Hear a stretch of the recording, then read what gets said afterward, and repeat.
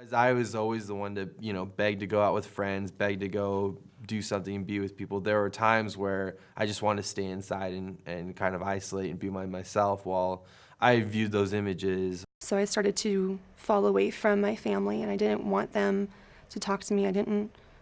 I lost all of my joy. I kind of shut myself down, and I shut my relationship down with God. Like, I stopped talking to him. I didn't realize it at the time that this is really what was contributing to my distance and my emotional distance, physical distance.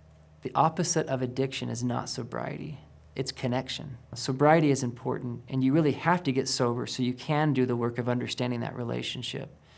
But it's not enough just to quit like that. There are so many instincts and impulses and things that are going on emotionally underneath. If you're not replacing that with real relationships and learning how to take risks and open up and connect and be seen and be transparent and vulnerable and all these things that people in recovery need to do, then pornography is going to be super addictive once again, over and over and over again.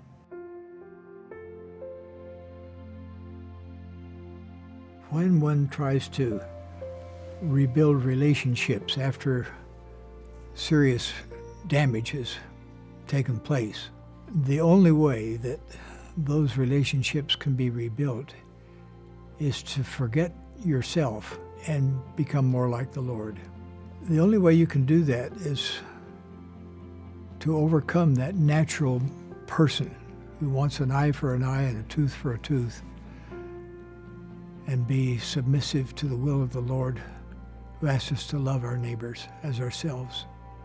Our son had a really bad fever. I felt like I was going to call my home teacher, one of my home teachers, and have him come give us a blessing. Without hesitation, or he wasn't ashamed of it, he told me, I'm dealing with a pornography addiction, and I'm trying to get a good handle on it, but I'm not quite into the position where I would feel comfortable giving a blessing. I couldn't believe that someone could be that open about it. And I remember ending the call with him and just... He just stood in the kitchen. And I told her, and I said, wow, and I just had to call him back.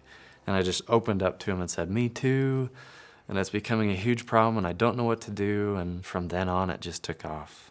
As I've opened up, especially in terms of recovery and the pornography, and let people know what I was struggling with, I just feel like I connect to people more. I understand people more. I'm more willing to hear their stories. Probably the biggest change is just loving people again and looking to real people and having relationships with real living human beings. My relationship with my husband is so much better. We have that intimacy now in our marriage, and it's growing. We still have a ways to go, but it is growing.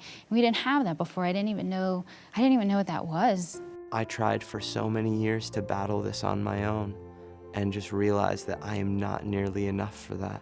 So I need people around me who are gonna help me. The more I share with them about my life, the more they're gonna share with me, the more we can trust each other, the more we can help each other. I started to realize that this is what it meant to keep my baptismal covenants, was to weep with those who are weeping and mourn with those who mourn. That was life-changing for me, to see that the fold that Jesus Christ speaks about is real, and that we are all at times lost sheep. Along with programs that are out there, both in the church and in the world, one can never get away from the need to have a personal relationship with the Savior. The more you do, the deeper your love for our Savior will become. The more you love Him, the more you will desire to follow Him.